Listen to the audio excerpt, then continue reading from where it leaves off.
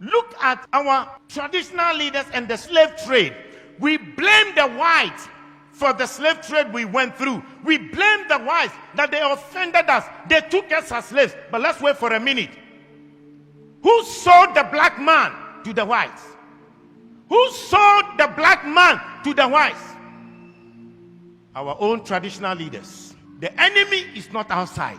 The enemy is within. If we are asking the Europeans to pacify us and also to apologize to us, our traditional leaders must be the first to apologize on behalf of their ancestors for the evil they have done against their fellow blacks. Look at our attitude towards the environment and the destruction of our water bodies. All our river bodies have turned into dark brown. And you know what they said? In the next 20 years, if we don't stop this illegal mining, Ghana, we will import water to drink. Yet we don't care. And Chinese, they will come from their country into our forest, destroy our forest, destroy our land, and illegally mine and damage our waters. How can they come if the traditional leaders didn't give them permission to do that? And in one instance, whilst they were there, our military went there to protect them. Our own military that is supposed to protect us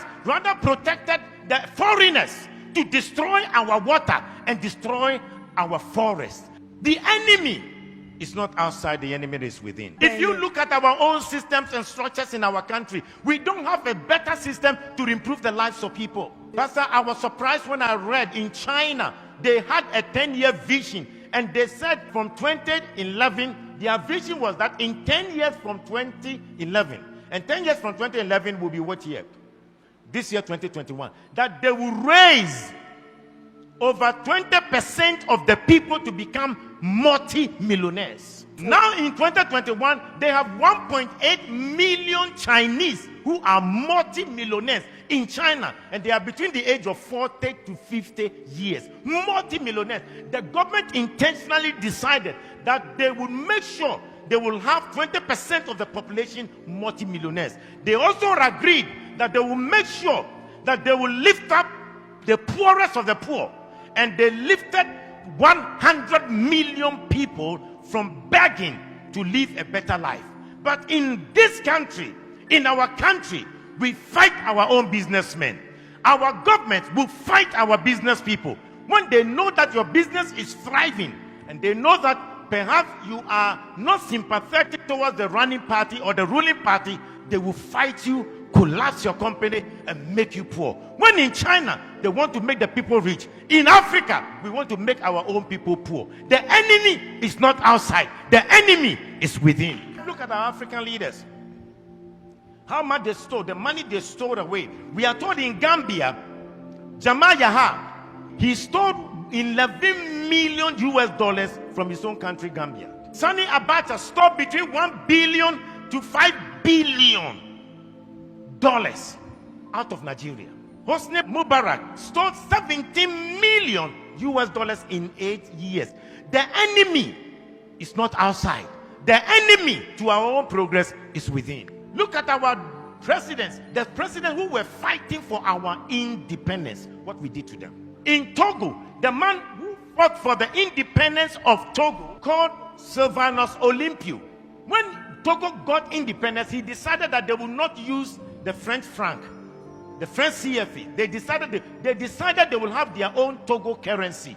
And you know what? They used Iyadema to kill him and to get rid of him. When Olympians wanted to make Togo great, the enemy within, the Judas within, killed him. In Burkina Faso, the man who gave them independence, Maurice Yamego, was eliminated by his own people. When Thomas Sankara came, his own body group killed him and got rid of him. The enemy is not outside. The enemy is within. You look at our own country, Kwame Nkrumah started a new vision to develop Ghana, and who undermined him from within? They threw him out by Kotoka. Today we celebrate Kwame Nkrumah, but the own Judas will damage him. I pray that the man who organized that coup to betray Kwame Nkrumah, and for us to name our airport after him, Kotoka International Airport, I think we should start a national conversation to change the name of the Kotoka International Airport, because as long as that name is, we have endorsed coup, we have endorsed enemies that will fight the progress of our nation. We must change the name of Kotoka International Airport to Kwame Nkrumah International Airport. The enemy is not outside, the enemy is within. We need to ask God to give us a new character. Let's change our behavior and have new values, because the person will be smiling with you, smiling with you, yet he will stab you at the back. How can you have a father who wants to destroy your life? Yet in Africa we have governments that do not want to make the people or improve the lives of the people. When in overseas, their governments have created an environment for every citizen to be better.